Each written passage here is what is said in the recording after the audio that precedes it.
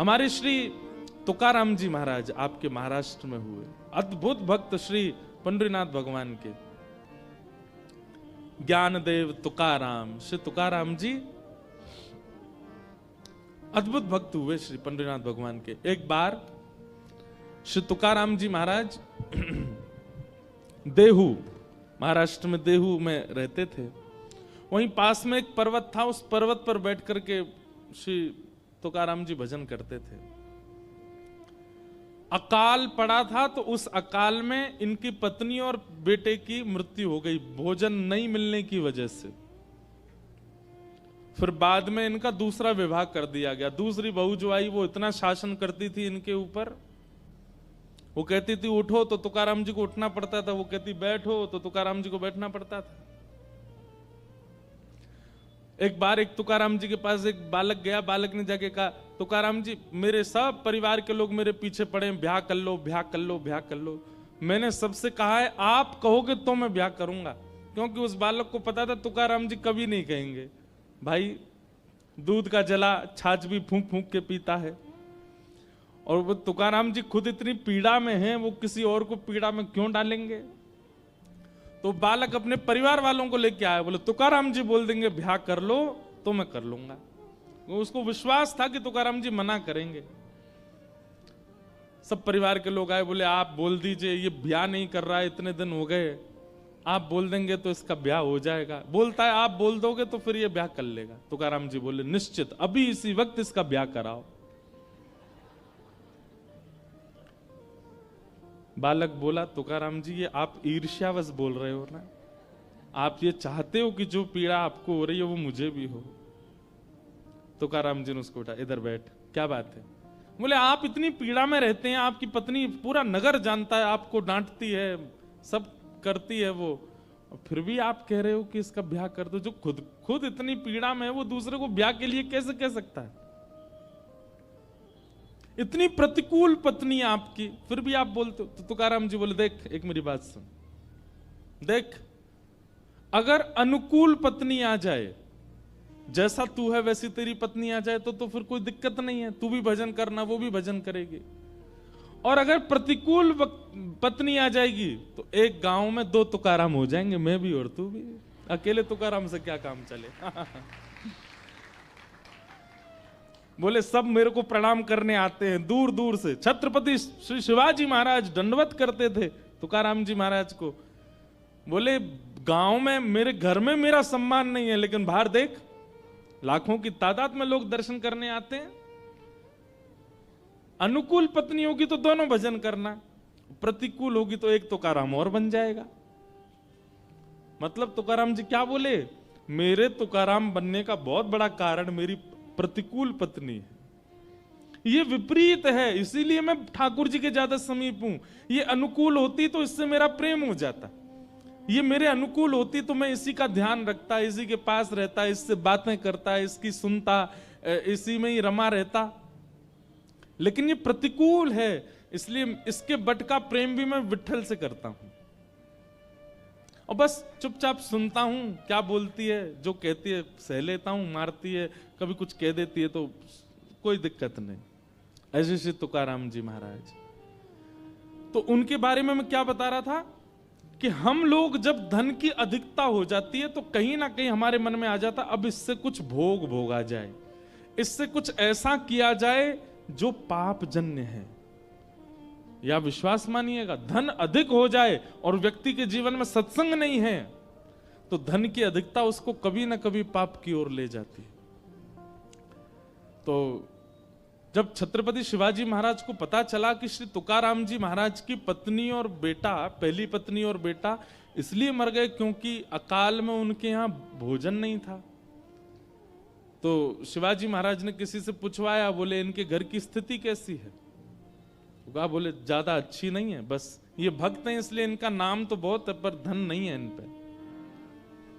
तो शिवाजी महाराज ने खूब सारी बैलगाड़ियों में भर करके सुंदर सुंदर रत्न भेजे तुकाराम जी महाराज के पास। मंत्री आया और मंत्री ने आकर के कहा, बोले महाराज छत्रपति शिवाजी महाराज ने आपके लिए कुछ भेंट भेजी है। भेंट को देख करके उन्होंने तुरंत मना किया, मुझे नहीं चाहिए, इसको ले जाओ। बोले क्यों नहीं चाहिए? तब दो बातें कही तुकाराम जी ने, ध्यान से सुनना। पहली बात कहते हैं, जो पाप का मूल है उसको मैं क्यों लूं? मंत्री जी एक बात मुझे बताइए, दुनिया में जितने पापी हैं सबके नाम गिनो। पापियों के नाम याद हो तो पापियों के नाम गिनो। आप भी अगर किसी पापी को जानते हैं, वैसे तो किसी को पापी मानना नहीं, लेकिन फिर भी जो पाप कर्म करता हो, कोल्हापुर में हो या कहीं भी हो, आपकी रिश्तेदारी में हो, मित्रों में हो, जो पाप कर्म करता हो। पाप कर्म किसको कहते हैं? परस्त्री गमन को पाप कर्म कहते हैं। माता पिता की अवहेलना करने वाले को पाप कर्म कहते हैं। अपनों से ही द्वेष रखने वाले को पाप कर्म कहते हैं। मांस मदिरा आदि भक्षण करने वाले को पाप कर्म कहते हैं। अधर्म के मार्ग पर चलने वाले को पाप कर्म कहते हैं। कुदृष्टि रखने वाले को पाप। तो ये सब जिसके अंदर हो, आप खुद विचार कर लो, कहीं ना कहीं उसके पास धन का स्रोत होगा, इसीलिए वो पाप के मार्ग पर है। कहीं ना कहीं धन का स्रोत है। और धन नहीं है, अगर वो धनवान नहीं है तो लोभ ही होगा। ये लोभ और धन यही पाप करवाते हैं। सब लोग इधर देखिए, बहुत ध्यान से सुनिए। तुकाराम जी महाराज पहली बात कहते हैं कि जो पाप का मूल है, जो पाप का बीज है, वो मैं क्यों लूं? इसी से ही पाप कर्म की इच्छा प्रकट होती है, मुझे नहीं चाहिए। लेकिन तुम ज्यादा निवेदन करोगे तो दूसरी बात सुनो। बोले क्या? जिसको विठ्ठल रूपी रत्न मिल गया उसको अब संसारी रत्न की आवश्यकता नहीं है। जिसको साक्षात श्री कृष्ण रूपी रत्न मिल गया, चोर ना लूटे। चोर दुनिया की सब सामग्री लूट ले जाएगा, पर ठाकुर जी का प्रेम कैसे लूटेगा हमारे हृदय से?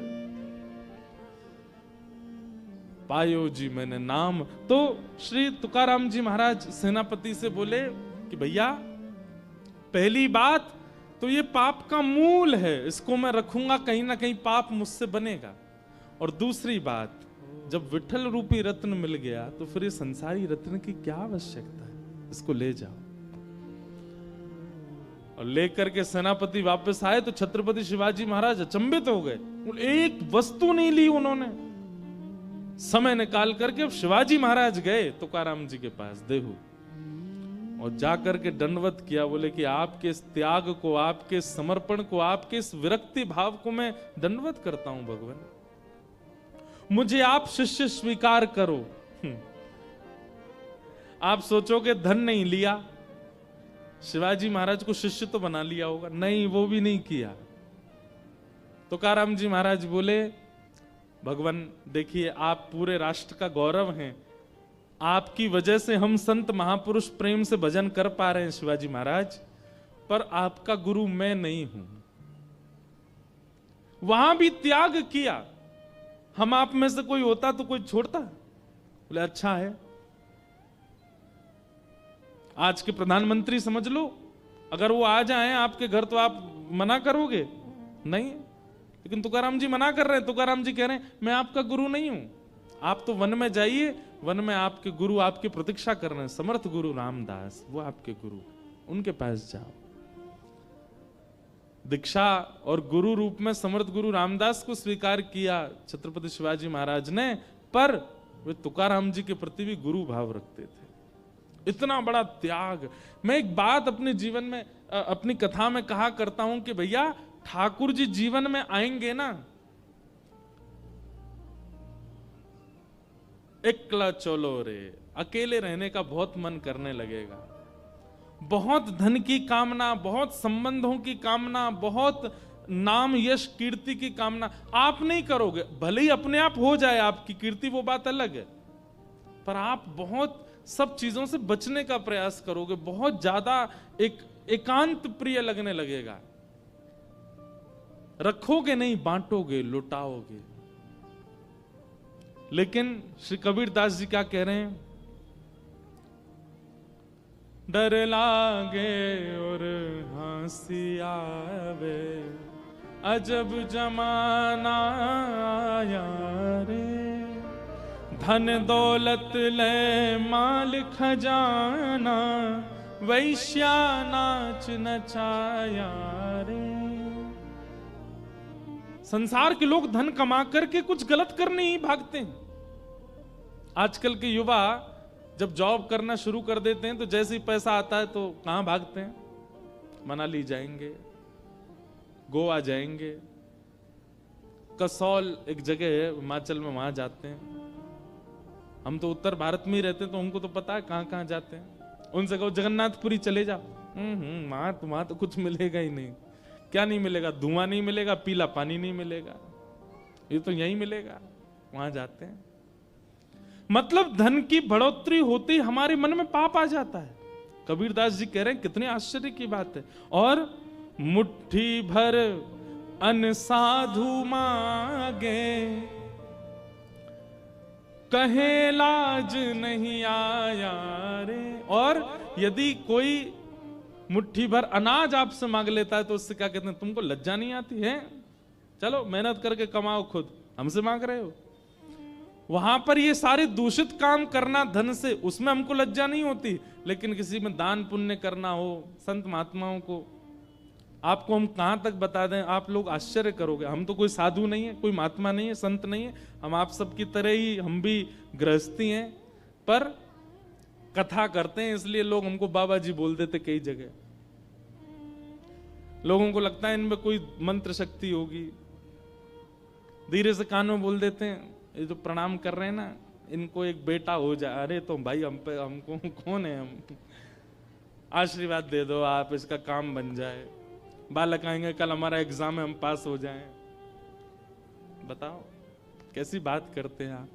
परिश्रम करिए, कर लीजिए, जो आपको चाहिए वो सब मिल जाएगा। पर फिर भी कई लोग सोचते हैं कि ये कोई साधु महात्मा है। फ्लाइट में अगर हम चले जाते हैं ना, तो हम तो ऐसे ही जाते हैं। फ्लाइट वाले अब तो नहीं, पर अब तो जानने लग गए हैं। अब तो सब रील्स वगैरह देखते रहते हैं। अब तो सब जगह पहचान वाले बहुत मिल जाते हैं। पहले की बात बता रहा हूं, जब जानते नहीं थे ना, तो धोती वाला जैसे हवाई जहाज में चढ़ता, उसको देख के उनको यूं लगता है ट्रेन नहीं थी क्या, हवाई जहाज में आ रहे हैं। मतलब हवाई जहाज में केवल सूट वूट वाले ही जाते हैं, धोती वाला नहीं जा सकता। कभी कभी अच्छी वाली टिकट होती है ना बिजनेस क्लास में, वो हो जाती है, कई लोग कर देते हैं। अब तो लाल जी रहते हैं हमारे साथ, तो जहां जाते हैं हम पहले बोल देते हैं, भैया लाल जी आ रहे हैं, कर दो। तो बिजनेस क्लास में देख करके कई लोग हंस जाते हैं। एयरपोर्ट पर बिजनेस क्लास का काउंटर अलग होता है, वहां अगर आप चले जाओ तो वो उधर है इकोनॉमी। अरे भाई टिकट तो देख ले, बिजनेस क्लास सही है। क्यों? धोती के प्रति ऐसा भाव। कितना अजब जमाना है। केवल हम वेशभूषा से ये अनुमान लगा लेते हैं कि ये व्यक्ति तो सामान्य है। बेचारा ट्रेन में भी 10 जगह से इकट्ठा करके तब टिकट बनवा के जा रहा होगा। ऐसी भावना रखते हैं महात्माओं के प्रति, साधुओं के प्रति, ब्राह्मणों के प्रति। कितना दुर्भाग्य है हमारा।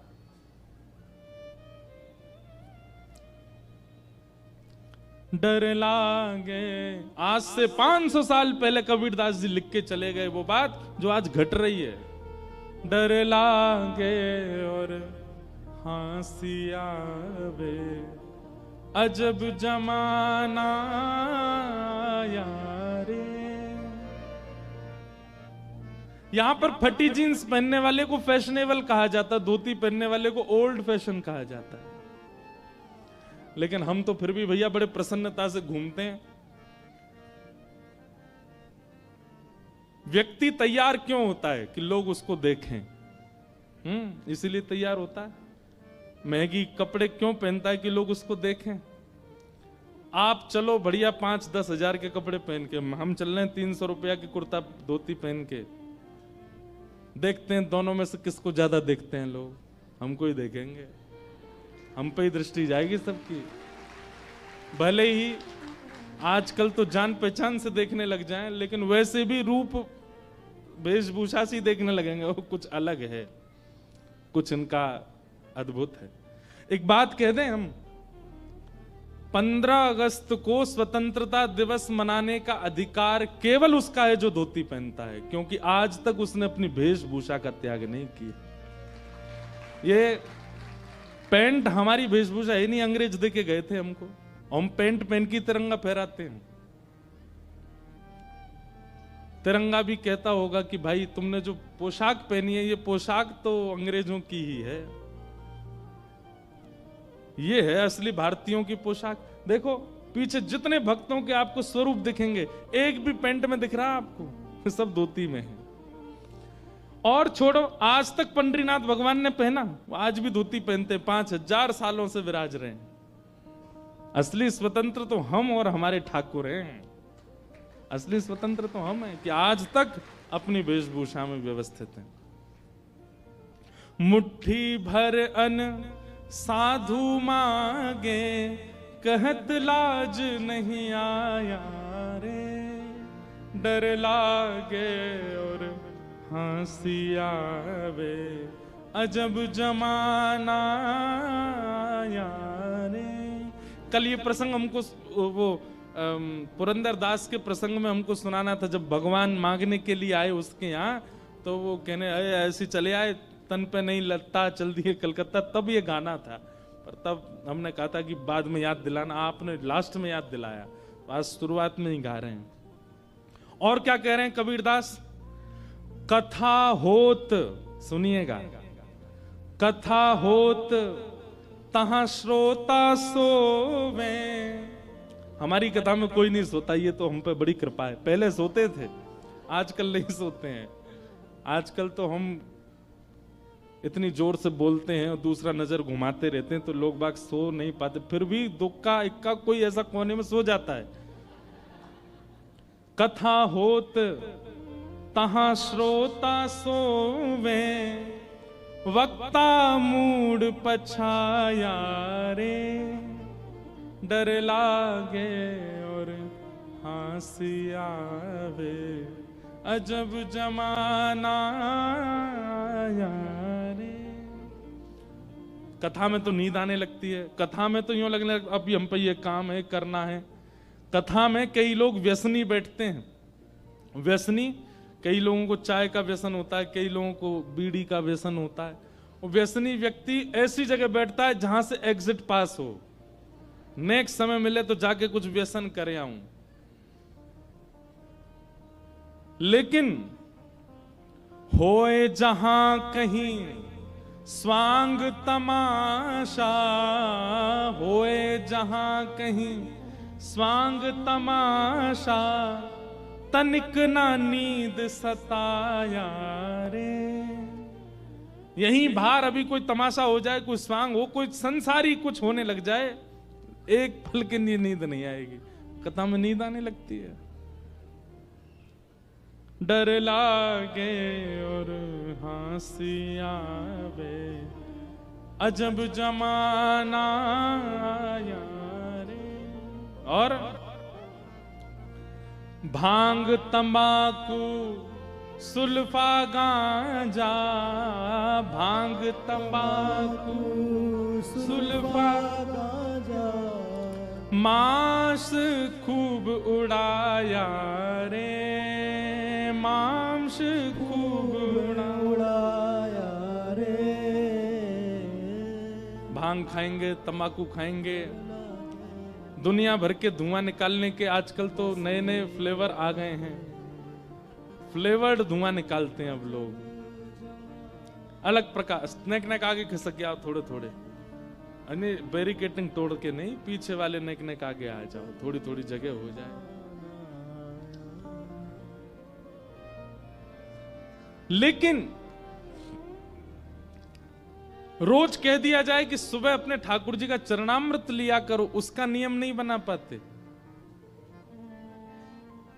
आप कभी बीड़ी पीने वाले, सिगरेट पीने वाले को देखो, नियम से पीता है। सुबह उठते ही पिएगा, भोजन के बाद फिर पिएगा, दोपहर में फिर पिएगा, शाम को फिर पिएगा, रात में सोने से पहले फिर पिएगा। नियम, उसको कोई बताना नहीं पड़ता, वो नियम से। और खत्म हो जाती, खुद खरीदने जाता, किसी से मंगाता भी नहीं है, नियम से पीता है।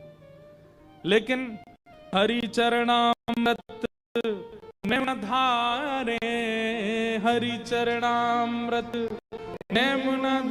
रोज उसको कहें, गुरुजन कहते हैं कि भाई ठाकुर जी का चरणामृत रोज पान किया करो। ऑफिस आए, चरणामृत लिया था, बहुत देर हो रही थी, जल्दी में भाग लिया मैं, तो वो इतना भारी लग जाता है। 2 बूंद हरि चरणामृत का इतना भारी लगता है कि उसका नियम नहीं बना पाते हम लोग। हरि चरणामृत नैम न धारे हरि चरणामृत महुआ चाखन आया रे। ये मध्य प्रदेश में एक वो होती है, एक फल होता महुआ, उससे शराब बनती है। हरि चरणामृत। अच्छा एक बात बोलूं, आपको बुरा नहीं मानना, महाराष्ट्र में मैं जब घूमता हूं ना तो मैं देखता रहता हूं दुकानों के ऊपर जो नाम बड़े सुंदर भगवान के नाम पे यहाँ पे नाम रखते हैं। अमृत तुल्य चाह। सारी चायों की दुकान यही होंगे, अमृत तुल्य। और एक जगह तो मेरा सिर घूम गया, एक बार का नाम था हरि चरणामृत। मैंने कहा वाह भैया, सोम रस हरि चरणामृत और जाने क्या क्या। वैसे अभी मन में ऐसा भाव आया कि एक कोई ऐसी, वैसे वो दुकान चलेगी नहीं, लेकिन कभी किसी ने विचार किया एक ऐसी दुकान खोली गई, वहां क्या है बोले, केवल इस नगर में जितने मंदिर हैं वहां के सारे चरणामृत इकट्ठे करके वो दिए जा रहे हैं लोगों को। कोई जाएगा ही नहीं वहां पर, कोई नहीं पिएगा। वहां ऊपर लिखा जाए अमृत तुल्य चरणामृत, कोई नहीं पिएगा। चाय की दुकान पर कितनी लंबी भीड़ लगती है। कोई ऐसी योजना बनावे कि जैसे कोल्हापुर में जितने मंदिर हैं, महालक्ष्मी जी का मंदिर है और भी जो जो मंदिर हैं, सब जगह का थोड़ा थोड़ा चरणामृत इकट्ठा करके और एक जगह व्यवस्थित, भैया कोई भी आओ, ठाकुर जी का चरणामृत है, कोई रकम नहीं है इसकी, 10 रुपया 20 रुपया 5 रुपया, जो आपको बढ़िया लगे वो दान पेटी में दो और थोड़ा चरणामृत लेके जाओ, तब भी भीड़ नहीं लगेगी वहां पे। रात्रि में इतना चरणामृत बच जाएगा कि वो गैया कोई पिलाना पड़ेगा। ऐसे हम लोग हो गए। कबीरदास जी कह रहे हैं, हरि चरणामृत नैम न धारे हरि चरणामृत नैम न धारे महुआ चाखन आया रे महुआ चाखन आया रे। डर लागे और हंसी आवे अजब जमाना आया रे। डर लागे और हंसी आवे अजब जमाना। एक बात कहें, कोरोना ने कई लोगों के परिवारों में बहुत क्षति की है।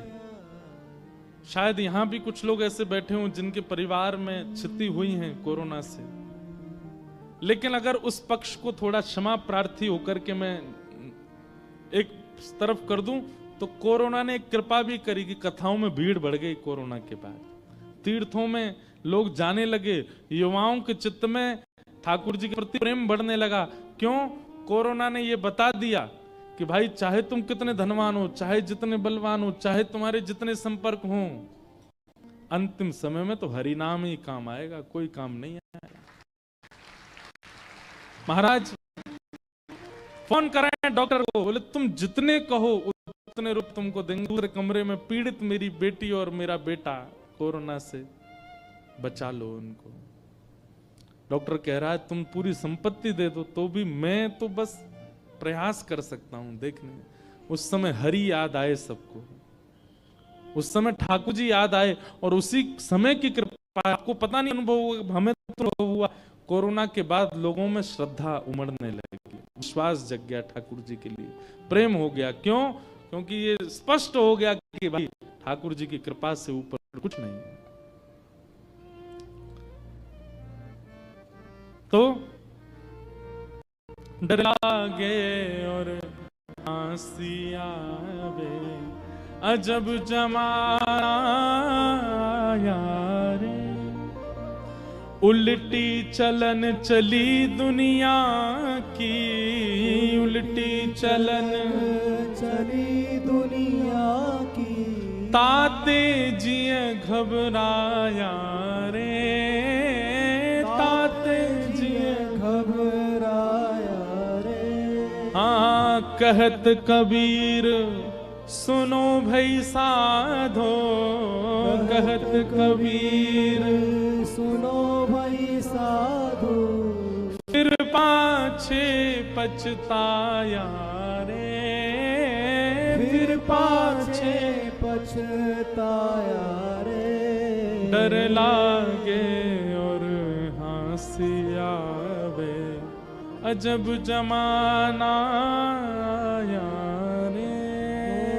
डर लागे और हंसी आवे, अजब जमाना आया रे। ये पद हमको कल गाना था कि ऐसा अभी बहुत अच्छे समय पे हम लोगों का जन्म हो गया भैया। अभी जो हम लोग जीवन जो वर्ष चल रहा है ना, ये बहुत अच्छे हैं। आगामी 25-30 साल भी बहुत अच्छे हैं। हम लोग बहुत सही समय पर निपट लेंगे संसार से। हमारे बाद का जो समय आने वाला है, यहां जितने लोग बैठे, हमारे बाद जो समय आएगा बहुत खतरनाक होगा।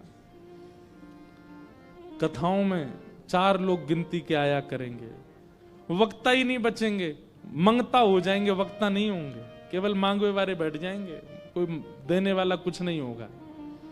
बहुत भयानक स्थिति आने वाली है। इसलिए बढ़िया है जो समय बचा है, मेरा जितना जीवन, आपका जितना जीवन बचा है, ये भक्त चरित्रों को सुनकर के भैया उस शेष जीवन ने थोड़ा ठीक से निभा लीजिए और ऐसा कुछ कर जाइए कि दोबारा नहीं आना पड़े इस संसार में। ये बहुत खतरनाक है भैया।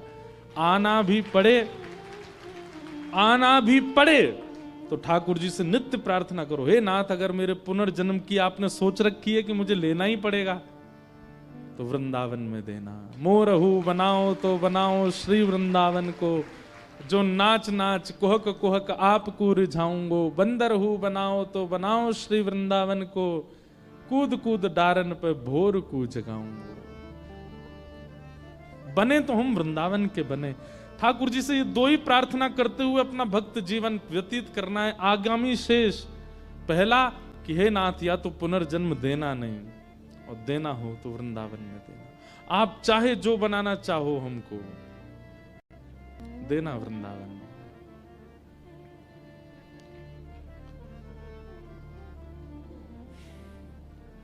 ऐसे भाव से कथाएं श्रवण कीजिए।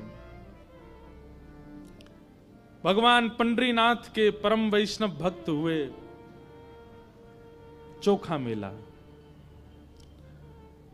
आप अयोनिज थे। अयोनिज का मतलब होता है आपका जन्म माता पिता से नहीं हुआ था। वैसे तो चोखा मेला जी का ऐसा भाव बताया जाता है कि आप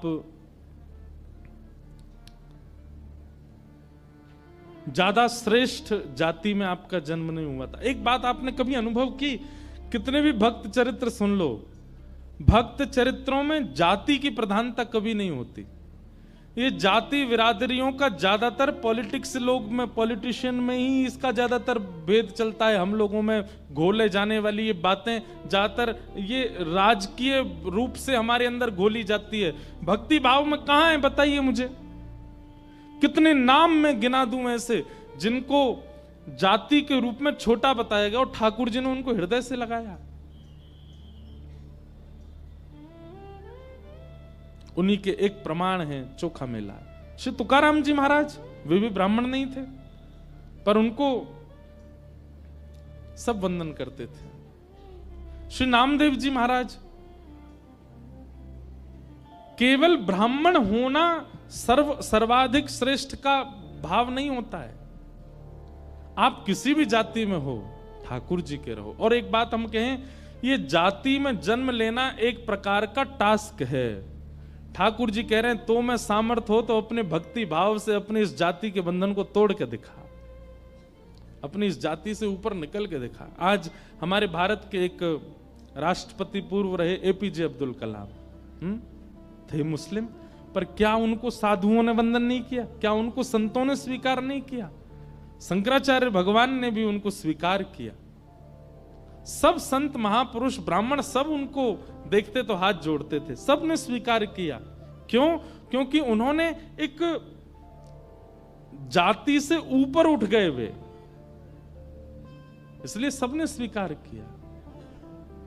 इसलिए भैया हमारी प्रार्थना है कि अपने मन से, अपने भाव से, अपने कर्म से, अपने स्वभाव से ऊपर उठिए।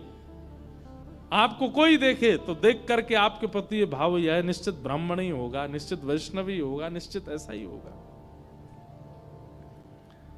चोखा मेला जी, आपके माता पिता नैष्ठिक ब्राह्मण थे।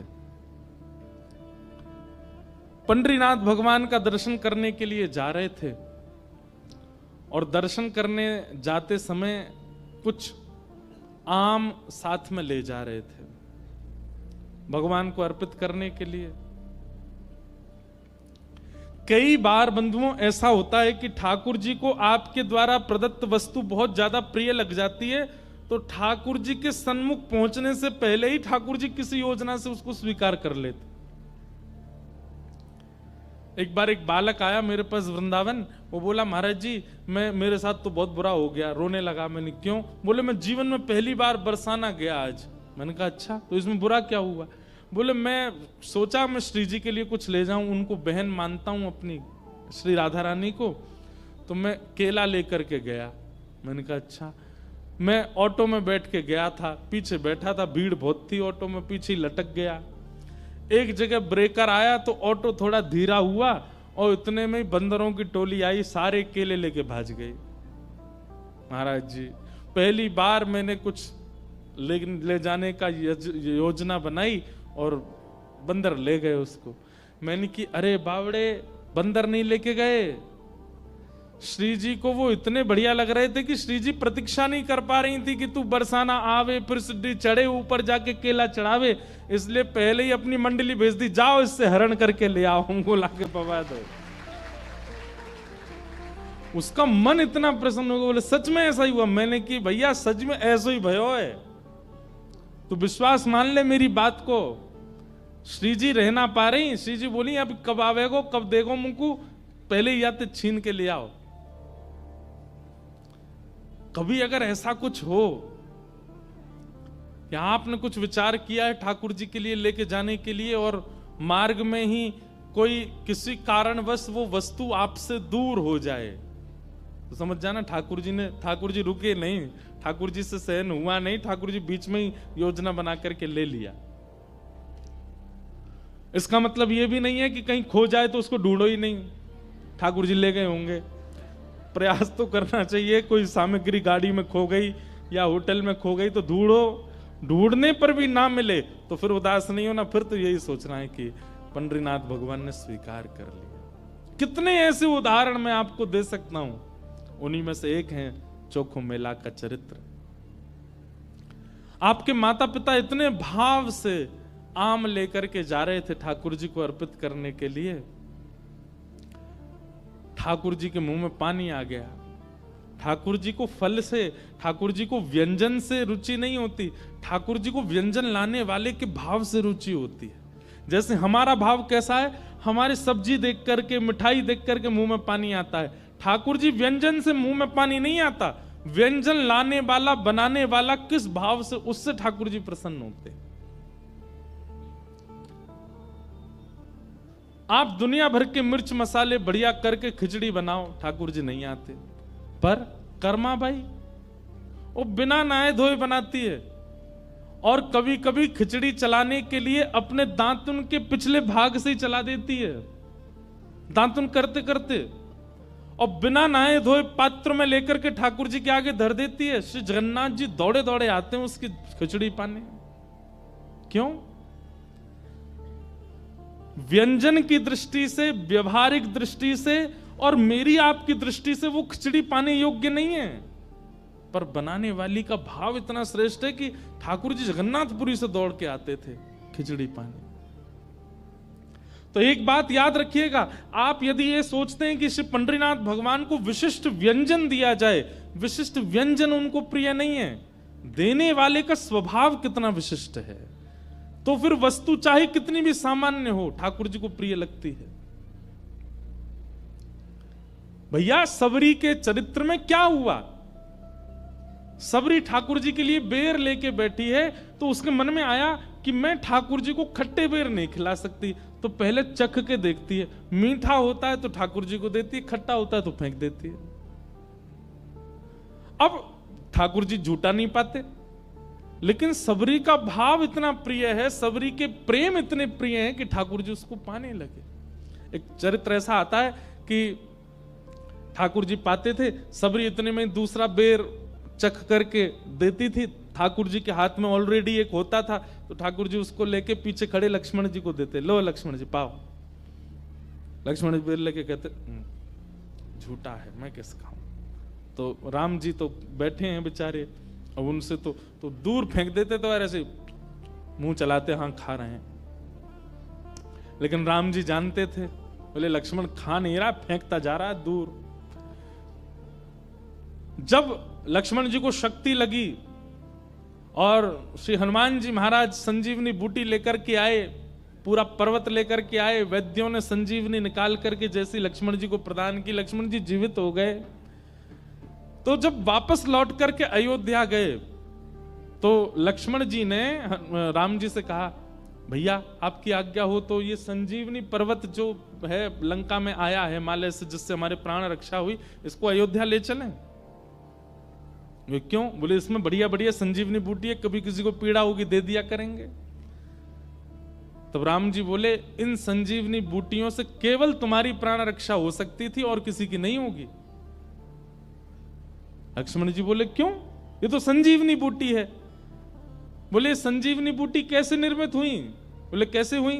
बोले सबरी जो झूठे बेर कर करके देती जा रही थी और तुम खा के नहीं फेंकते जा रहे थे, वही संजीवनी बूटी बने।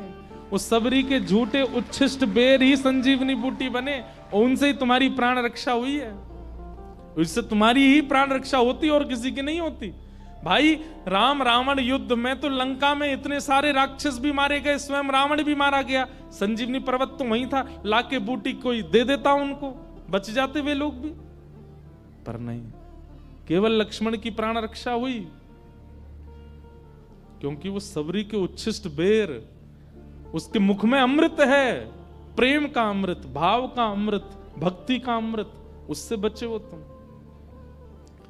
तब लक्ष्मण जी बोले, मैं भाव समझ नहीं पाया सबरी का।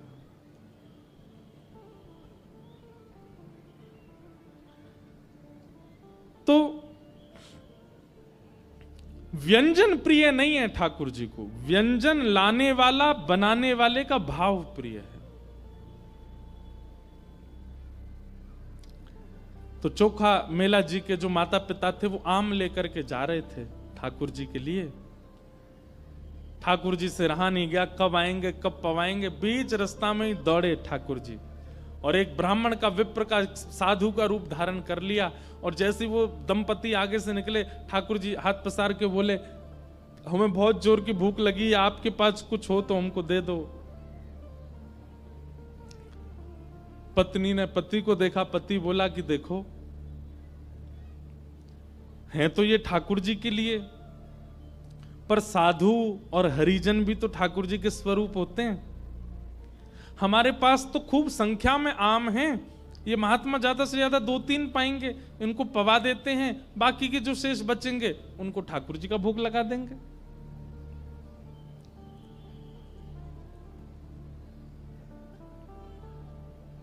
वैसे ये नियम नहीं है।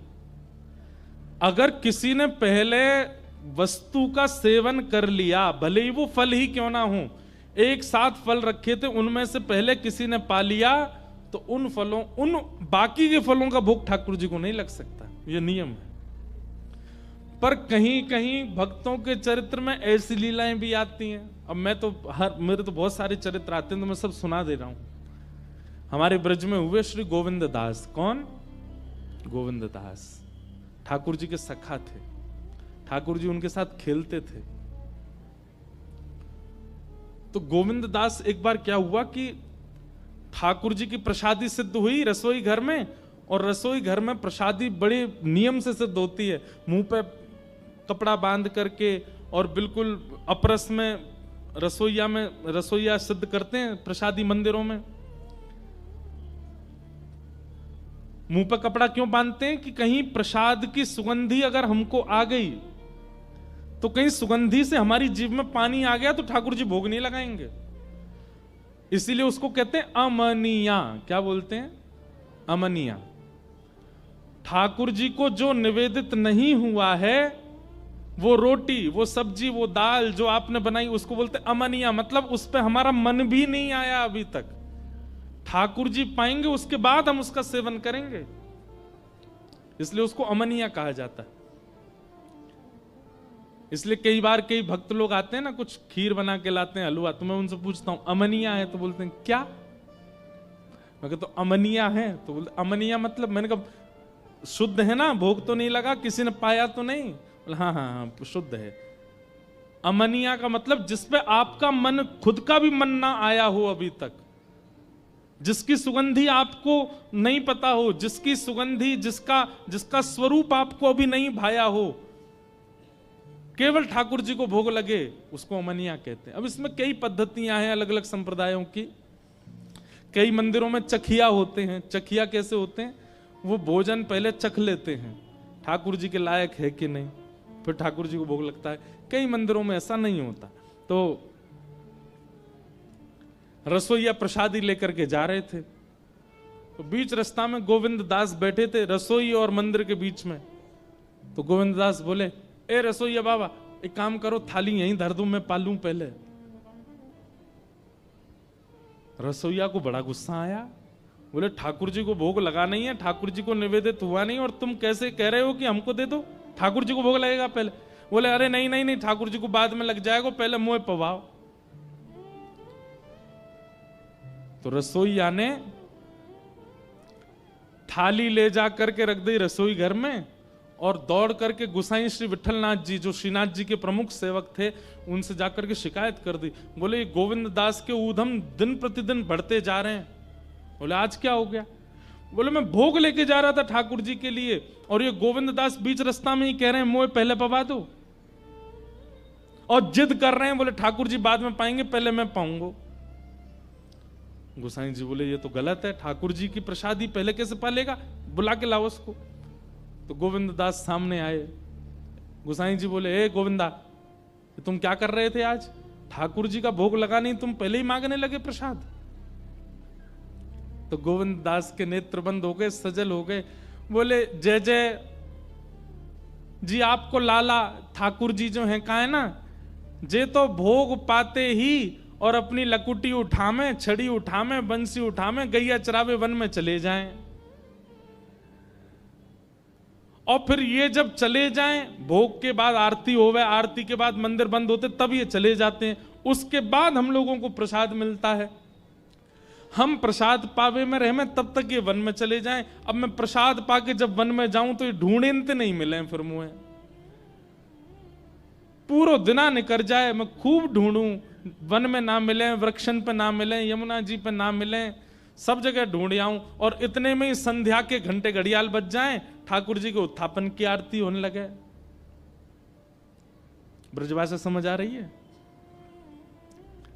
हमारे ब्रज में एक रीति है कि 12 साढ़े 12 बजे सारे मंदिर बंद हो जाते हैं, और फिर शाम को 4:30 5 बजे खुलते हैं। मैंने कितनी बार कथा में कहा है, ठाकुर जी सोते नहीं है, ठाकुर जी गैया चराने गए हैं वन में, इसलिए मंदिर बंद होते हैं। बिहारी जी, राधा रमन जी, राधा वल्लभ जी, सारे मंदिर बंद होते हैं दोपहर में। क्यों? ठाकुर जी गैया चरावे गए हैं। तो गोविंद दास बोले आप भोग पधराओ, भोग पधरावे के बाद फिर आरती करो, आरती के बाद फिर कपाट बंद करो, ये तो चले जाएं गैया चरावे, और फिर वाके बाद हमें मिले प्रसादी। और प्रसादी में इतने सारे भक्ता में कि धीमे धीमे पूड़िया में, धीमे धीमे सब्जियां, इतनो विलंब है जाए कि ठाकुर जी फिर हम ढूंढवे जामे तो जंगल में ढूंढते नहीं मिले। या हमारे मैं कह रहा हूं, मुंह पहले ही पवाए दो ताकि मेरा पेट भर जाए, तो मैं लाला के संग जंगल चलो जाऊंगा गैया चरावे। ये सुनकर के गोसाई जी के नेत्र सजल हो गए कि भाई इस कलिकाल में आज भी गोविंद दास को ठाकुर जी का अनुभव होता है। ये ठाकुर जी के साथ के तब से उन्होंने नियम बना दिया, वो जब तक गोविंद दास है इसको पहले ही पवा दिया करो, ताकि ठाकुर जी के संग गैया चराने जा सके। ऐसे कुछ भक्तों के लिए ठाकुर जी ने ये अधिकार दिया, क्योंकि उनका भक्ति भाव, उनका प्रेम भाव सख्य की स्थिति में, ठाकुर जी को वो सखा मानते हैं। गोविंद दास जी का अगर आप चरित्र सुनोगे तो कई विषयों पर आपको विश्वास ही नहीं होगा। एक प्रसंग सुनाऊं, हो सकता है कई लोगों के मन में ये आ जाए, ये कैसे हो जाएगा, पर ये है। गोविंद दास एक दिन सुबह सुबह जंगल में शौच के लिए गए थे। शौच समझ रहे हैं ना, तब बाथरूम तो होते नहीं थे, जंगलों में ही जाते थे लोग। सुबह सुबह शौच के लिए गए तो गोविंद दास को इतना प्रिय मानते थे ठाकुर जी, सखा मानते थे अपना। हमारे श्रीनाथ जी को पता चली गोविंदा जंगल गए हो, ठाकुर जी भी पहुंच गए। अब यहां गोविंद दास निवृत्त हो रहे हैं जंगल में, और ठाकुर जी ने देख लिया, अच्छा मां बैठो है। सो ठाकुर जी बेर तोड़ तोड़ के लाए और पीछे से ऐसे मारने लगे उन्होंने। और गोविंद दास ने देखी कायरो है, तो देखे ठाकुर जी तो बेर मार रहे हैं। अब इस बात पर कौन विश्वास करेगा, पर ये लीला है, ठाकुर जी करते थे गोविंद दास के साथ।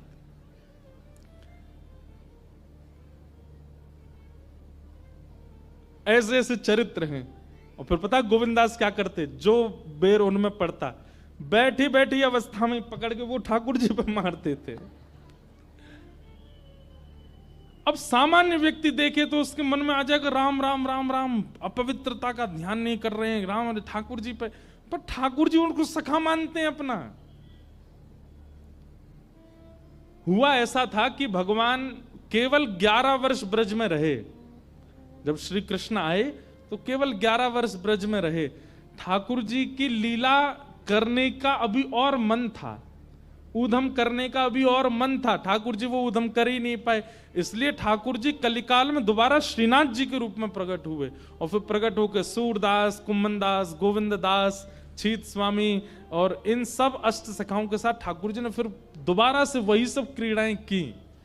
उसमें से श्रीदामा का जो रूप, जो ठाकुर जी के मित्र श्रीदामा हैं, वही कलयुग में गोविंद दास बन के आए। तो ठाकुर जी को लज्जा नहीं होती थी। एक लीला ऐसी आती कि एक दिन ठाकुर जी गोविंद दास के ऊपर चढ़ गए और बोले अब घोड़ा बन जा, मुझको शेर करा। तो गोविंद दास ऐसे चल के उनको घोड़ा बन के घूम रहे थे। इतने में गोविंद दास रुक गए। ठाकुर जी बोले का भयो, जय जय नेक उतर जाओ। बोले काय को, मोकू नेक लघु शंका लगी है, नेक में चलो जाऊं। ठाकुर जी बोले बावड़े, कोई घोड़ सवारी करे और घोड़ा को लघु शंका लगे तो घोड़ा बातें बोले कि उतर जाओ, मैं लघु शंका जाऊंगो। गोविंदास बोले ना ना वो तो ना बोले। बोले वो कहा करे, बोले सवारी बैठी रहे वो तो वैसे ही कर ले। बोले तू भी वैसे ही कर। और आप विश्वास नहीं मानेंगे, गोविंद दास ने सोचा कि नहीं नहीं नहीं, मैं ठाकुर जी की सेवा में हूं, मैं पूर्ण रूपेण सेवा में ही रहूंगा। इस वक्त मैं घोड़ा हूं तो मुझे घोड़े का ही भाव रखना है, और धोती में ही। और किसी ने यह दृश्य देख लिया और जाकर के गुसाई जी को शिकायत कर दी। बोले गोविंद दास बिल्कुल उसने आचार मर्यादा सब पानी में बहा दी, ऐसे कर रहा था जंगल में। गुसाई जी ने बुलाया तब गोविंद दास ने बताया। बोले जय जय बैठे पीठ पे, मोते बोले अब तू घोड़ा है भैया, कोई घोड़ा के कभी कि भैया उतर जाओ, मैंने जा रहा हूं जंगल झाड़ी है के आऊं। घोड़ा तो चल तो फिर तो कर ले, या हमारे मैंने कर ले। गुसाई जी ने तब से नियम बना दिए। बोले भाई गोविंद दास की कोई शिकायत मत किया करो मुझसे, उसको सब चीज की छूट है। क्यों? वो ठाकुर जी उसके संग ही रहते हैं। ऐसे सखा श्री गोविंद दास।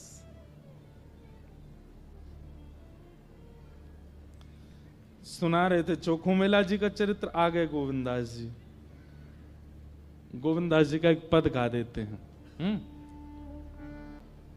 ऐसे श्री गोविंद दास तो ठाकुर जी एक साधु का रूप बना करके आ गए और आकर के चोखा मेला जी के माता पिता से कहने लगे हमें कुछ पवा दो। उनके माता पिता ने विचार किया इतने सारे आम हैं हमारे पास, 2-3 इनको पवा देते हैं, बाकियों का भोग लगा देंगे ठाकुर जी को। और कोई मांगता तो वो आम उच्छिष्ट हो जाते, लेकिन एक साधु मांग रहा है तो इसलिए इस आम को ठाकुर जी स्वीकार कर लेंगे। और उन्होंने एक आम दिया। ठाकुर जी क्या करें पता है, साधु के रूप में आए, पूरे नहीं पाते, थोड़ा थोड़ा ऐसे पाते हैं, थोड़े थोड़े चौंकते हैं और फिर उसको जो माता जी थी उनकी गोद में डाल देते हैं। फिर कहते हैं दूसरा दो, दूसरा दो, दूसरा आम लेते हैं, फिर उसको लेते हैं, फिर उनकी झोली में डाल देते हैं। तीसरा आम, अब बेचारे आजकल के तो थे नहीं जो टोक दें, आजकल के लोग तो बड़े विचित्र हैं ना, उस समय के थे तो कुछ बोले नहीं, एक के बाद एक मांगते जाएं, थोड़ा थोड़ा चखें और उनकी झोली में डालते जाएं। ऐसे कर करके ठाकुर जी ने सबरे आम खा लिए जितने थे, एक भी नहीं छोड़ा पंडरीनाथ जी के लिए। पंडरीनाथ ही आए साधु के रूप में। बेचारे अंतिम आम देख करके एक दूसरे के मुख देखने लगे। पति पत्नी बोले देवी ऐसे ही मान लो कि पंडरीनाथ नहीं पाए हैं, अब तो हो गया, अब क्या भोग लगेगा ठाकुर जी को। और साधु सबरे आम पाकर, हाँ भैया बढ़िया आनंद आ गया, अब तुम लोग जो क्रिया में जा रहे हो चले जाओ। और झूठे आम, चुखे हुए आम उनकी पत्नी की झोली में डाल दी। और ऐसा कहकर के महात्मा तो वहां से ऐसे चलते बने जैसे कोई उनकी ट्रेन छूट रही हो, तुरंत चले गए। ठाकुर जी थे ना। दोनों पति पत्नी सोचने लगे अब खाली हाथ जाएं ठाकुर जी के पास, कोई बात नहीं, ऐसे ही मान लेते हैं कि ठाकुर जी आके पाके चले गए। चलो देवी अब ये झोला का क्या करोगी, इसको कहीं पधरा दो, तो सब उच्छिष्ट हो गए। पति उठ करके चलने लगे, पत्नी उठी झोला कहीं रखने के लिए बढ़ी आगे, तभी उन्होंने कहा खोल के एक बार दृष्टि तो कर लूं। जैसे ही खोल करके देखा तो वहां आम की गुठली और छिलका तो गायब, एक नन्हा सा बालक था उसमें झोली के भीतर। और पत्नी इतना घबरा गई, बोले अब क्या करूं। पति दूर निकल गए थे, बोले पता नहीं ये बालक कहां से आया, ये कैसे आया, क्या हुआ। समझ गई कि ये निश्चित ही श्री ठाकुर जी ने कृपा करके दिया है। और उस बालक को वहीं नदी के तट पर छोड़ करके और प्रणाम करके वहां से चली गई। कि समाज को क्या बताऊंगे कहां से आया ये बालक। सब लोगों की तो दृष्टि होती है ना, परिवार के घर के सब लोग देखते हैं भाई, 9 महीना पहले ही सबको खबर चल जाती है, फिर सबको पता होता है कौन सा महीना चल रहा है, क्या हो रहा है क्या नहीं हो रहा। रिश्तेदारों का काम क्या है, यही तो करते रहते हैं वो। अब ये इनकी पत्नी सोची किसी ने सुना नहीं आज तक कि मैं गर्भवती थी, ना मेरा 9 महीने का कोई समय ऐसा निकला, अचानक बालक लेके जाऊं तो कहीं जीवन पर्यंत मुझे भी सुनना पड़ेगा, इस बालक को भी पता नहीं कोई स्वीकार अस्वीकार कर दे, इसलिए वहीं छोड़ के चली गई। क्योंकि ठाकुर जी ने आम को चोखा और उनकी पत्नी की गोद में मेला मतलब दे दिया, इसीलिए उस बालक का नाम पड़ा चोखा मेला। तभी एक सामान्य परिवार के दंपति वहीं नदी के तट पर आए हुए थे, उनके कोई संतान नहीं थी। स्नान करके ठाकुर जी से नित्य कहते थे कि एक हमें बालक की प्राप्ति हो जाए जो ठाकुर जी का परम भक्त हो। तभी उन्होंने देखा कि एक बालक की रोने की आवाज आई, दौड़ करके जाके देखे तो नन्हा सा बालक वो वहां था। मानो पंडरीनाथ भगवान ने ही कृपा करके अपना। अब ये अयोनिज का मतलब क्या होता है, ये माता पिता से जन्मे नहीं है, ये ठाकुर जी से प्रकट हुए हैं। ऐसे कई भक्त हुए हैं जिनका जन्म नहीं हुआ, जो ठाकुर जी की कृपा से ही आए हैं। हमारे श्री हनुमान जी महाराज वे भी अयोनिज हैं, ठाकुर जी की कृपा से ही पधारे हैं। परसों हनुमान जयंती है और परसों हम कथा में हनुमान चरित्र ही सुनाएंगे, संपूर्ण श्री हनुमान जी का ही चरित्र कहेंगे, उनके जन्म की पूरी कथा सुनाएंगे जैसी यथामति होगी परसों, क्योंकि भक्तराज तो श्री हनुमान जी हैं। परसों श्री हनुमान जी से ही प्रारंभ होगा, सुबह सुबह आ जाना सबरे। तो ऐसे भक्त हुए श्री चोखा मेला। आप धीरे धीरे बड़े हुए, बचपन से ही श्री पंडरीनाथ विठल भगवान के प्रति आपका खूब प्रेम भाव था। कभी कहीं कथा होती, कोई संत दिख जाते, महापुरुष दिखते, तो आप जाकर के दूर से बैठ कर के उनका प्रवचन भजन सुनते थे।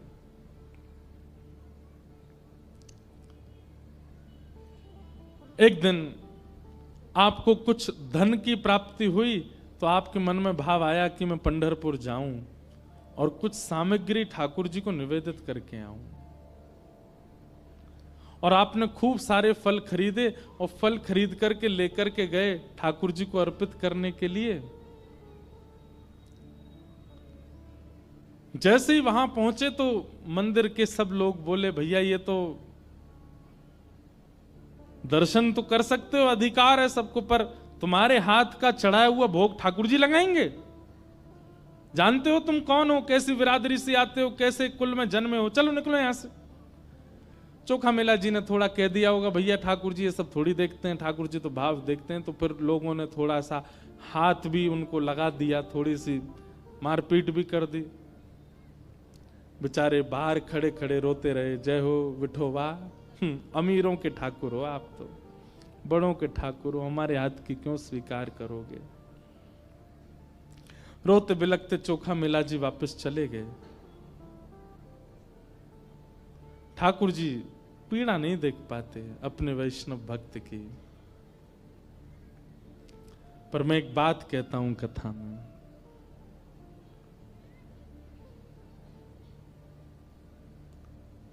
देता है कन्हाई जिसे प्रेम की दशा,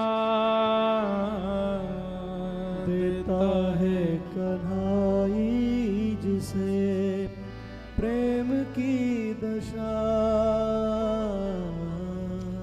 सब विधि उसकी लेता है परीक्षा, ओ सब विधि उसकी लेता है परीक्षा।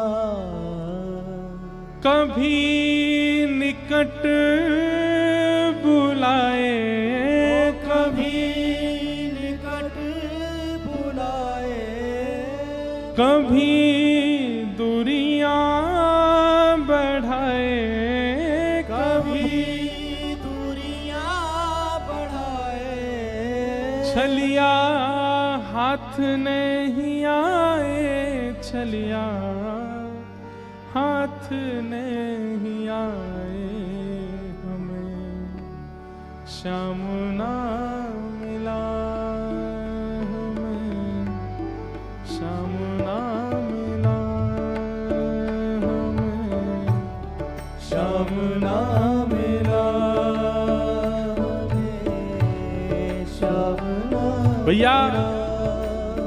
आप जाते हैं और आपको अति सहज में श्री पंडरीनाथ भगवान मिल जाते हैं। ना कोई परिश्रम, ना कोई परीक्षा, ना कोई पीड़ा।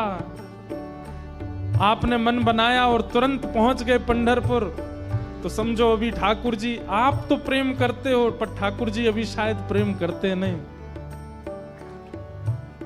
ठाकुर जी प्रेम करना प्रारंभ करेंगे तो पता क्या होगा, 1 महीना से प्लान बनना है, वृंदावन जाएंगे, वृंदावन जाएंगे। अब तो सब तैयारी हो गई, कपड़े लग गए, सामान लग गया, सब व्यवस्था हो गई। और जैसे ही वृंदावन आने में केवल 3 दिन का समय रहा, वृंदावन जाने की तिथि आ गई, 3 दिन पहले ही कुछ ऐसा होगा कि नहीं जा पा रहे, नहीं बन पा रहा कोई कार्यक्रम। व्याकुल हो जाओगे, व्यथित हो जाओगे, परेशान हो जाओगे, क्या करें। तब भी हाथ पैर मार करके कुछ योजना बनाओगे कि कैसे भी हम चले जाएं। पैसा ज्यादा खर्च करके फ्लाइट की टिकट देखोगे तो पता चलेगी उस दिन फ्लाइट ही नहीं है। और हाथ पैर खर्च करके कुछ योजना बनाओगे, कहीं और से कुछ करके योजना कैसे भी जाएं। अरे महाराज कहां तक कहें, ट्रेन का इंजन खराब हो जाएगा लेकिन जा नहीं पाओगे। इस प्रकार से इतना परेशान कर दें कि बस व्याकुल हृदय कहने लगे, हे श्याम सुंदर क्यों कर रहे हैं आप। और तब सब जगह प्रयास करके हार जाओगे, बैठ जाओगे, नहीं जा पाओगे वृंदावन। तब समझना ठाकुर जी प्रीति प्रेम करते हैं तभी इतनी परीक्षा ले रहे हैं। सहजता में मन बनाया और पहुंच गए अपने गुरु घर, पहुंच गए वृंदावन, पहुंच गए पंढरपुर और बड़े आराम से दर्शन करके तुरंत लौट भी आए, तो समझना आप एक तरफा प्रेम में हो, आप करते हो, ठाकुर जी नहीं करते। ठाकुर जी करेंगे तो इतनी सहजता से दर्शन देंगे नहीं, बहुत छेड़ेंगे आपको रास्ते में, और तब मुख से यही निकलेगा, हे सुन राधिका दुलारी, राधिका दुलारी, तेरे द्वार का भिखारी, तेरे द्वार का भिखारी, तेरे श्याम का पुजारी, एक पीड़ा है